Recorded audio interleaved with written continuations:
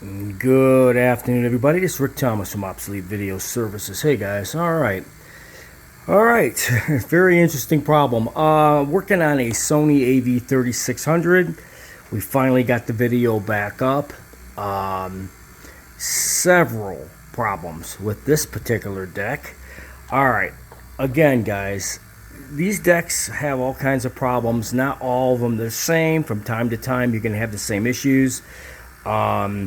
This particular deck had a problem with the video output board that I had to replace inside. The video output was not putting video signal from the actual video heads and brushes themselves. It also had bad brushes, so we changed those out as well. But now we actually got the unit playing. So, anyways, this is a Sony Av-3600. It's a black and white Sony unit. You know, they're not the greatest machines in the world, but they do have issues. So anyways, we did get this actually playing now, so that's a very, very good part right there. So we're going to see how far we can get and do a lot of little tweaking here and there. I'm still going over some of the things on this unit, but it did have a bad video output board. I did change out the brushes on it because the brushes were kind of wore. The video head's still good, so we did give it good cleaning and thorough adjustment on the scanner because the scanner was off a little bit. But anyways, you can see we actually got it playing now. So this is an Av-3600 black and white machine. It's an identical machine to the Av-8600 except for the color circuits that's on the 8600. But as you can see, I'm just doing this NASA test tape that I use. It plays in black and white and color, and it's a good alignment tape, such as it is. So when you're working on these units, it could be a multiple amount of things on these units. I mean, several things can actually happen.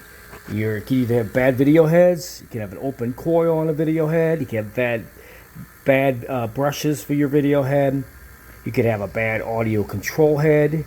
But as you can see, this has the newer one. These were the much better control heads on these units. Much better, way better for tracking and control. But in this situation, the playback board on this thing, either bad caps or whatever, actually was completely failing. And it was just nothing but video snow.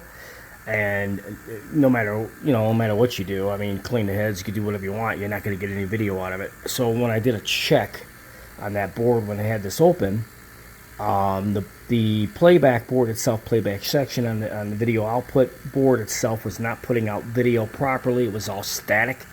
So I had another one of those boards. I did change it out on the inside, so now we got proper video playback and steady, and the tracking now works. As you can see, we now have tracking as I adjust it. So the tracking's working really good on this unit. But the video output section, or the play section of the playback board itself, was either dried out caps or a bad circuit or transistor or whatever. And I happen to have that very same board here from another unit, so we swapped it out and voila, got it back up and running.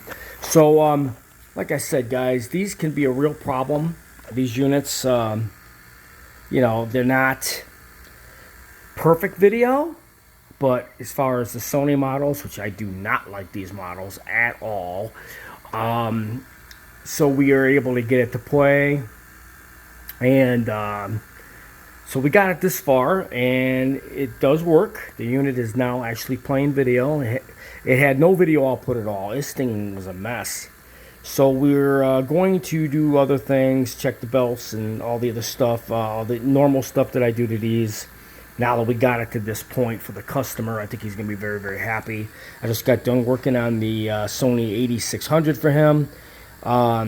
Again, guys, I want to stress, you do need time-based correctors with these units. It's very important that you have a time-based corrector. These units are very finicky. You know, even on these flat screen monitors, sometimes you just got black video. I mean, it's just ridiculous. If they don't have good time-based correction that's to maintain the video signal, you know, it will save you on the long run for playback and making sure you got consistent video output coming out of these.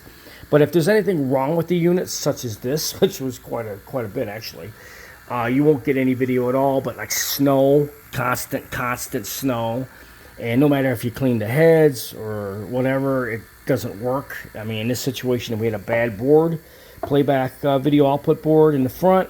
I had to swap that out real quick.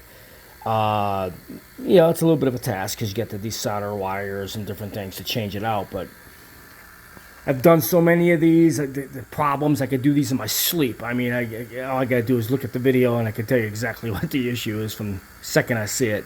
So we had bad video output board, bad brushes. Well, looked bad, so I can't really confirm that, but I changed them out anyways. So the video head's good, the brushes are good. Audio control is the upgraded one, which is the nicer one that I prefer.